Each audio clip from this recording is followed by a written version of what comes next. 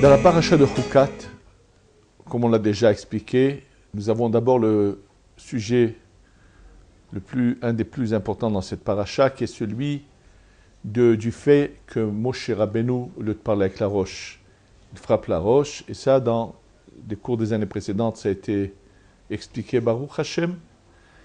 Mais on voit qu'on a de nouveau un problème avec la bouche dans la fin de la paracha. Et lorsque le peuple d'Israël vient et se plaint de la nourriture, Alehem akel okel azeh. Ils viennent se plaindre de la manne. Ils disent, où on a vu ça, que quelqu'un puisse consommer sans avoir besoin d'évacuer de son corps quoi que ce soit. Quand on se met à réfléchir, on se demande quel est leur problème. Au contraire, ils devraient être heureux de pouvoir avoir une vie propre. En quoi ça peut les déranger? Surtout qu'on voit que là, d'un côté, on a affaire à une communauté de gens qui ont appris suffisamment du passé, qui ont vu que toutes les erreurs, comme elles ont coûté cher. On n'est pas loin de la rentrée en Eretz Israël, donc il n'y a pratiquement plus de Erev Rav, puisque tout le Erev Rav, dans son ensemble, est décédé dans le désert. Bien sûr, la crainte, c'est que lorsqu'ils vont rentrer en Eretz Israël, selon ce qui est marqué dans certains commentateurs, qu'à ce moment-là, il n'y aura plus ce même miracle. Et en fait, ils se trompent, puisqu'en rentrant en Eretz Israël, la manne va s'arrêter. Et dès qu'il y aura de nouveau de la moisson et qu'ils auront du blé normalement pour faire leur pain. Donc, où est leur problème? Et pourquoi la punition qu'ils vont recevoir, ça va être de forme de serpent, lorsqu'il pique, ça fait brûler tout le corps, Nahash, Saraf, et finalement, Akadosh Baruch Hu demande à Moshe de faire un serpent que Moshe va faire en Nehoshet, en cuivre, et qui va être suspendu dans l'air, et que lorsqu'ils le verront, celui qui est piqué regarde et guérit. Pourquoi ne pas carrément arrêter ce fléau?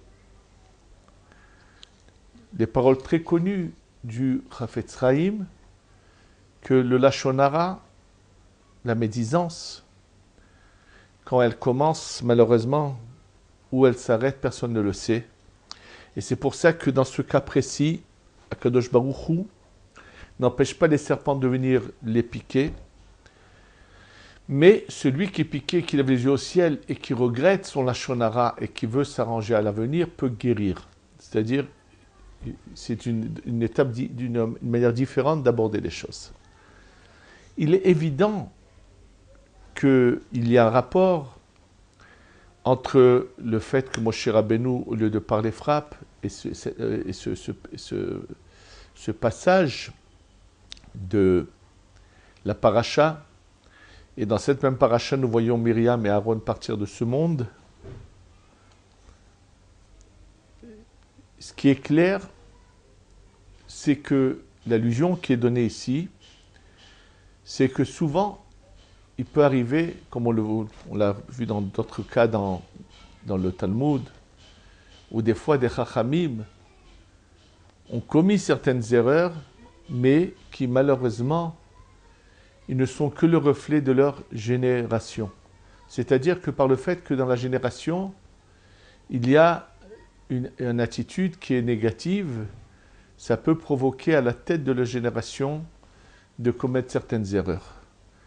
Et je pense qu'ici, c'est l'allusion qui est donnée que si Moshe Rabbeinu n'a pas parlé au rocher, mais a frappé le rocher, il y a une allusion profonde au fait que sa génération avait un problème, et d'ailleurs on le voit tout de suite par rapport à cela.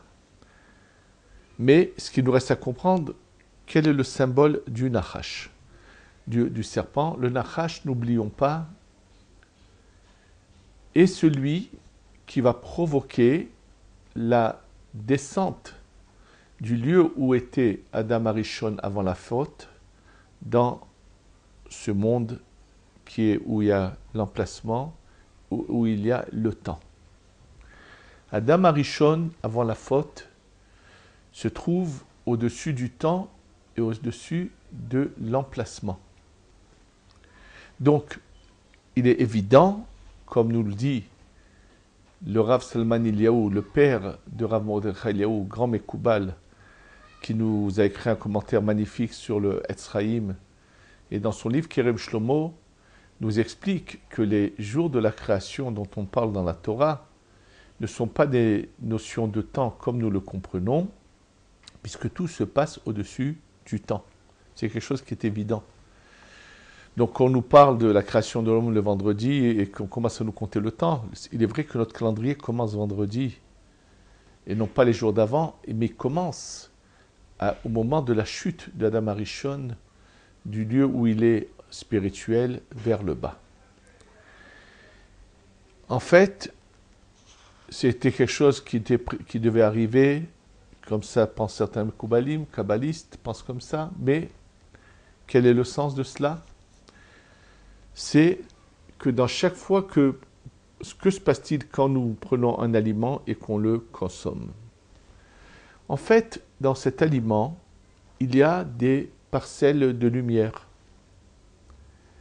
Et celui qui récite la beracha, la bénédiction, en consommant cet aliment, va faire en sorte que quand ça pénètre son corps, ces parcelles de lumière vont sortir de cet aliment et grâce à la bracha que la personne aura faite, vont se lier à son âme, au côté pur, pas l'enveloppe qui est autour de l'âme qui n'est pas bonne, mais au côté pur à l'âme. Et donc, ça va leur donner la possibilité de grimper vers le haut. Et d'avoir ce qu'on appelle leur réparation, leur tikkun. Donc, il y a un mélange. Et il faut le séparer. C'est ça la raison pour laquelle nous faisons une bracha et nous consommons. Qui c'est qui a été la provocation de ce mélange? C'est le Nahash, en faisant fauter l'homme qui a fait donc mélanger les éléments. Et donc, par le fait que les éléments se soient mélangés, on a maintenant une manière d'agir qui est celle de séparer ces éléments. Quand le peuple d'Israël est dans le désert, en fait, il reçoit une nourriture qui est au-delà de ce qu'a pu provoquer le Nahash. C'est en fait, reçoit quelque chose. Et bien sûr, il y a maintenant en face de nous différentes catégories. Il y en a qui se disent, mais le but de la création, c'est justement de séparer le bon du mal. Alors, qu'est-ce qu'on a à faire avec la manne s'il n'y a pas cette séparation à faire? Donc apparemment, qu'est-ce qu'ils veulent? Ils veulent revenir à la situation qu'a provoqué le Nahash, qu'a provoqué le serpent. Et pour bien leur faire comprendre leur erreur, Akadosh Baruch Hu fait que des serpents viennent les piquer. Et quand ils lèvent les yeux au ciel, ils guérissent pour comprendre que quelque chose de bien plus profond. Pour comprendre la profondeur de cela, on va essayer d'expliquer que se passe-t-il au moment où un homme quitte ce monde. Ce qu'il faut savoir, c'est que l'âme se partage en différentes parties. Il y a le nefesh, le ruach, la neshama. Et après que l'homme soit enterré, maintenant, au niveau du nefesh, qui est la partie la plus basse, lorsque l'homme, pendant sa vie, a su complètement dominer son Yetzerara, son mauvais penchant, et a su agir uniquement selon le chemin de la Torah. Je ne parle pas des fautes, ça c'est clair que celui qui a fait commis des fautes, c'est un pauvre malheureux, mais je parle maintenant tout à fait d'autre chose. Lorsqu'un individu est assis à table une personne est assise à table et elle a devant elle des aliments. D'abord, la première chose qui est importante, c'est de faire sa beracha et de bien la faire. Deuxièmement, on mange pour vivre, mais on ne vit pas pour manger. C'est-à-dire que on doit penser comment nourrir notre corps de la manière la plus saine. Manger uniquement la quantité nécessaire. C'est bien sûr un très gros travail. Mais il faut savoir quel est le but et il faut savoir pour arriver à ce but, il faut se travailler régulièrement. Ce travail consiste à tous les jours prendre un moment d'étude de Torah et intérioriser cette Torah, qui en intériorisant cette Torah, on va avoir la force de dominer ces tentations impulsives qui existent chez la plupart des personnes.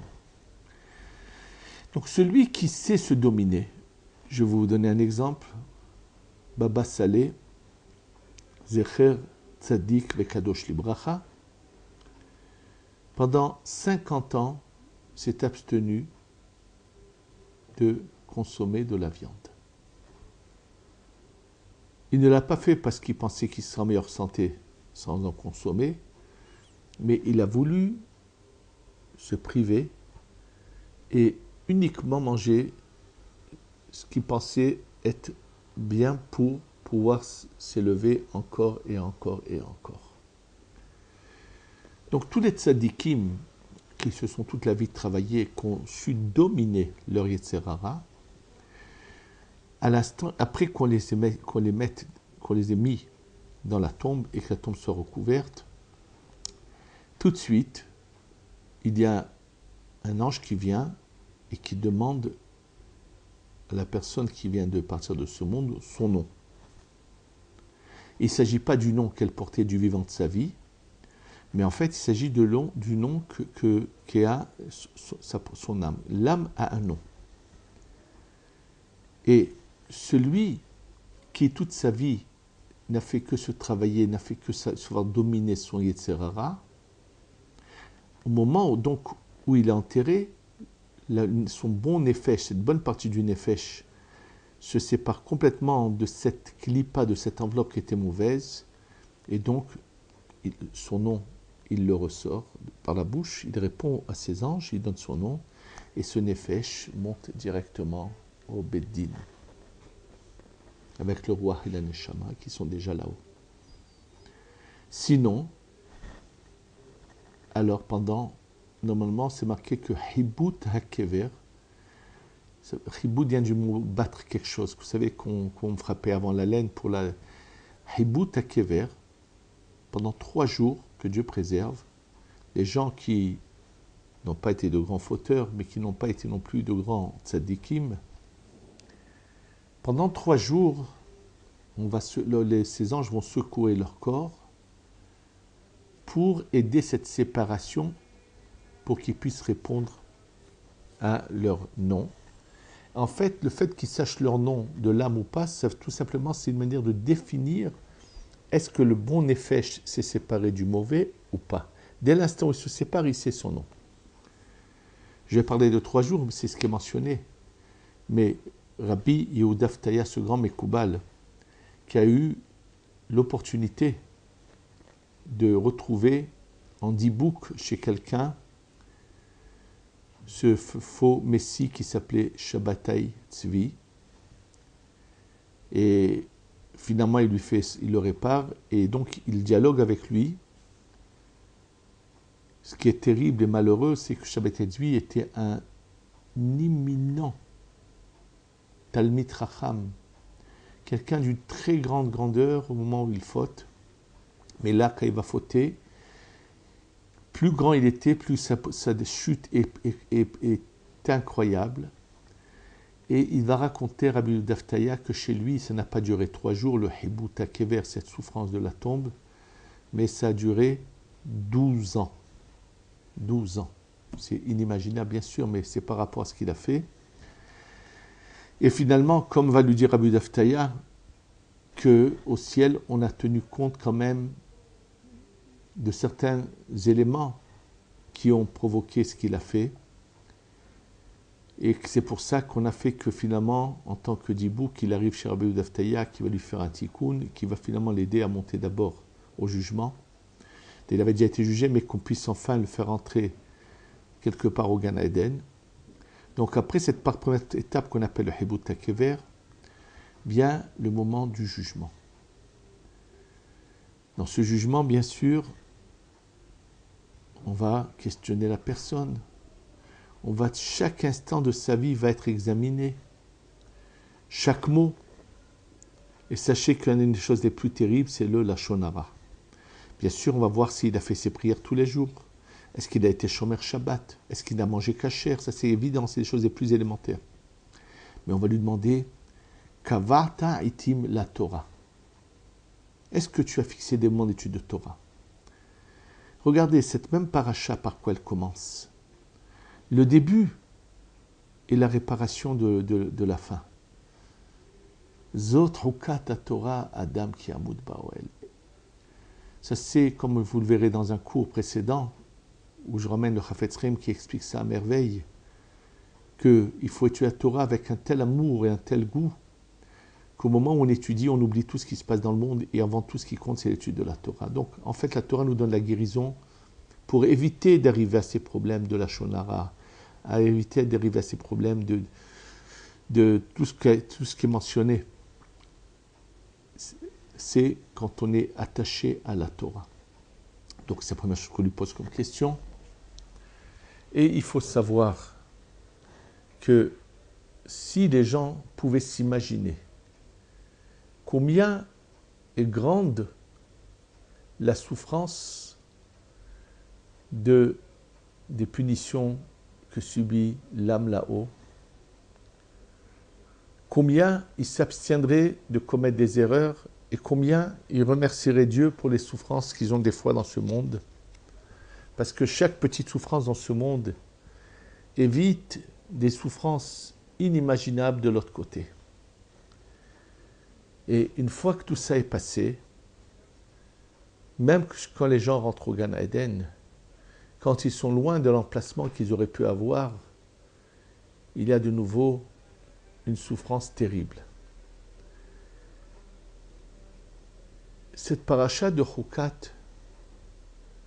qui est toujours pas loin de cette période qu'on va bientôt démarrer, qu'on appelle Ben Hametzarim, entre le 17 Tammuz et le 9 Av, et pour nous rappeler que si malheureusement le temple a été détruit, c'était à cause de la Sinat Hinam, cette haine gratuite, et que si on veut qu'il soit reconstruit, il faut l'opposer, il faut de l'amour gratuit, il faut qu'on enlève, qu'on s'abstienne de la Lashon Hara, qu'on s'abstienne de parler des autres, qu'on s'abstienne d'en vouloir à qui que ce soit, et qu'on sache se travailler pour aimer le Ham Israël. Il faut savoir que le choix de l'emplacement où on habite est jugé là-haut. Surtout, l'homme devra donner des réponses. S'il pouvait choisir un lieu, un bon environnement, celui qui a la possibilité de venir en Eretz Israël, tout est jugé. Combien l'homme doit penser et faire attention à son agissement. Et il faut surtout être un bon exemple pour la jeunesse, parce que sachez que eux savent, dans la manière dont ils voient les adultes se conduire, c'est plus que ce qu'ils peuvent entendre de ces adultes. Et que comme malheureusement aujourd'hui nous assistons dans beaucoup de lieux à une dégradation, à une jeunesse qui est en train de se perdre, même quand ils viennent des milieux les meilleurs, il faut que tout le monde se remette en question, pas seulement les parents, mais également ceux qui transmettent l'enseignement du judaïsme. Est-ce qu'ils sont de bons exemples?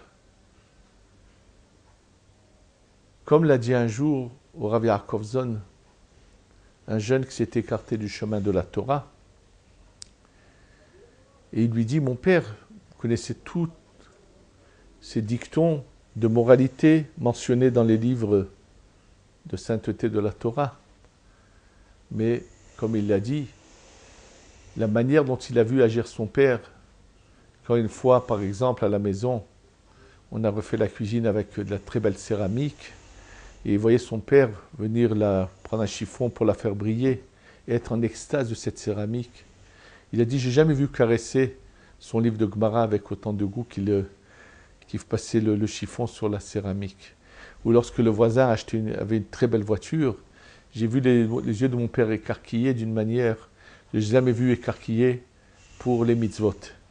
Si l'enfant voyait le père prendre les tefilines tous les jours, quand il aimait les embrasser, les prendre avec tellement de plaisir, et de faire la bracha avec goût, dans tout, s'il voyait son père avec quel goût il fait les mitzvot, bien sûr, cet exemple, pas seulement son père, ses rabbanim qui l'entourent. Vous savez, leur vue capte tous les moindres gestes et les moindres remarques, et bien sûr, ça a une influence. Comme l'a raconté le Rav Diamant, que dans sa jeunesse, lorsqu'il avait envoyé sa fille au jardin d'enfants, alors la jardinière d'enfants, la ganénette, avait appelé les parents et leur avait dit « Faites attention de ne pas parler de votre vie privée à haute voix, parce que sachez que les enfants, ici au GAN, viennent et répètent tout ce qu'ils entendent à la maison. » Et il a dit, lui à la fin de l'année, il est parti voir la ganénette qui avait une aide. Il lui a dit, mais ce que tu nous as dit, tu ne l'as pas appliqué. Pendant toutes les occasions que tu avais de parler avec ton aide jardinière, ton aide ganénette, toute ta vie tu l'as raconté et notre enfant nous l'a répété à la maison. C'est-à-dire elle avait de très belles, un enseignement pédagogique qu'elle avait reçu, qu'elle connaissait, mais qu'elle-même n'appliquait pas. Et donc, c'est très important de gérer sa vie, de savoir, d'être réellement authentique et d'être un bon exemple avant tout pour avoir un impact, une influence sur cette jeunesse qu'il faut guider sur la bonne voie, qui ne se perde pas. Je voudrais juste encore dire un détail, que lorsque j'ai parlé de savoir comment se manger et ainsi de suite, il s'agit des jours de semaine, que la personne doit uniquement manger ce qu'elle a besoin et savoir s'arrêter et non pas par gourmandise continuer. Mais que le Shabbat, étant donné qu'une mitzvah de Oneg Shabbat, bien sûr, tout doit être fait avec mesure, mais il est permis de manger au-delà de ce qui est nécessaire, le Shabbat, puisque c'est une mitzvah de Oneg Shabbat, mais tout avec mesure, bien sûr. Et avant tout, comment les brachot doivent être faites. Et c'est pour cela que, si vous voyez le cours de la semaine dernière concernant le Shabbat du Harizal, comment on se prépare au repas en lisant tous ces passages que le Harizal nous a écrits, il est clair que dans ce qu'on mangera même un peu plus, il y aura une sainteté particulière et qu'on arrive tous au but qui est de passer à cette étape suivante. Et là, c'était l'erreur des gens du désert, ce qui est ne pas penser qu'une fois qu'on va au Gan Eden, c'est fini, mais la séparation de bien et de mal, et tout est relatif. Tout ce qui est bon ici sur terre, arrivé au Gan Eden, le tzaddik va continuer à retravailler et à refaire encore des séparations, et ça n'a pas de fin. C'est des choses qui dépassent l'esprit humain pour le définir, mais qu'on sache au moins que c'était ça leur erreur. que si Hachem leur donnait la manne, c'est que avec la manne, ils pouvaient travailler la même chose, mais à un niveau beaucoup plus haut, et que tout ce qu'on fait dans cette terre, sur cette terre, c'est pour préparer ces étapes suivantes, et qu'on sache bien les préparer, qu'on n'ait pas de déception le jour où vient le Mashiach, ou après 120 ans, quand on est jugé devant Hachem. Qu'Hachem fasse qu'on sache aller dans le but pour lequel nous sommes sur terre, et qu'on n'oublie jamais ce but, et que tous nos gestes, tous nos faits, toutes nos paroles, toute notre manière d'agir soit la bonne dans ce but-là, et qu'on ait enfin la Geoula Shelema, Shetavo, Bimhera Beyamenu, Amen.